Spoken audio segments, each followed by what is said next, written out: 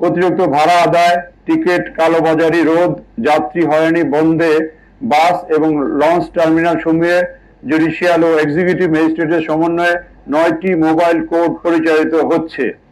ঈদ বিড়ম্বনা এড়াতে ঘরমুখ মানুষকে নিম্নবর্ণিত বা বিশেষ কিছু ট্রাফিক নির্দেশনা মেনে চলার জন্য অনুরোধ করা হয়েছে।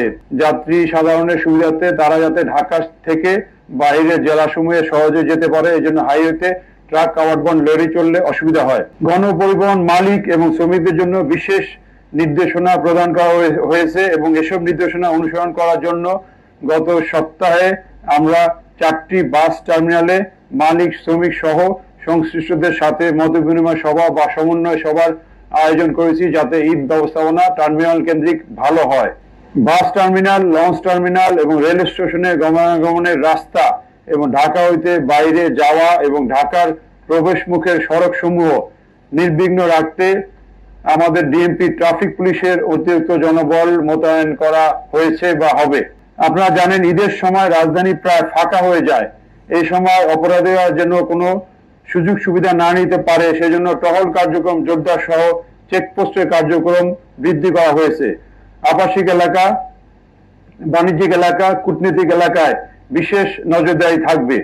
আইন শৃঙ্খলা রক্ষায় আর্ম পুলিশ ব্যাটালিয়ন, আমাদের ডিএমপির ডগ স্কোয়াড, সিডিটিসির সোয়াট টিম, বোম ডিসপোজাল ইউনিট এবং আমাদের মাউন্টেড পুলিশ মোতায়েন থাকবে।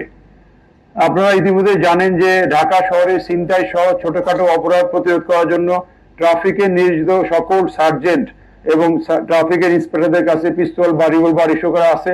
তারা প্রায়ই এই ধরনের ছিনতাই প্রতিরোধে সক্রিয় ভূমিকা পালন করছে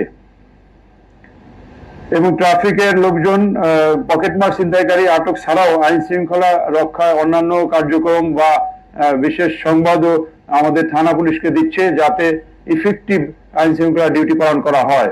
ঈদে ঢাকা ছাড়ার আগে অনেকগুলো পরামর্শ আছে, সেগুলা নগরবাসীকে আমরা জানাচ্ছি। আপনাদের বাসা বা ফ্ল্যাটে ক্লোজ সার্কিট ক্যামেরা নতুন স্থাপন করার জন্য অনুরোধ করছি। যেগুলো পুরাতন আছে সেগুলোকে সচল করার ব্যবস্থা করতে হবে। বাসা বা ফ্ল্যাট বাড়ি ত্যাগ করার পূর্বে দরজা জানালা ঠিকমতো বন্ধ করা হয়েছে কিনা, এখানে ঠিকমতো লক লাগানো হয়েছে কিনা সেটাও দেখতে হবে, চেক করতে হবে। বাসা বাড়ির আশেপাশে রাত্রিবেলায় পর্যাপ্ত আলোর ব্যবস্থা বা লাইটগুলো জ্বলে কিনা এটাকেও চেক করে ঠিক রাখতে হবে। নগদ অর্থ, স্বর্ণালংকার বা গুরুত্বপূর্ণ দলিল পত্রাদি অরক্ষিত অবস্থায় রাখবেন না। এগুলা হেফাজতে আপনার আত্মীয় স্বজনের বাসায় রেখে যাবেন। বাসা ত্যাগ করার পূর্বে বিদ্যুৎ কানেকশন, গ্যাস এবং পানির সংযোগ এগুলো চেক করে যেতে হবে। কোনো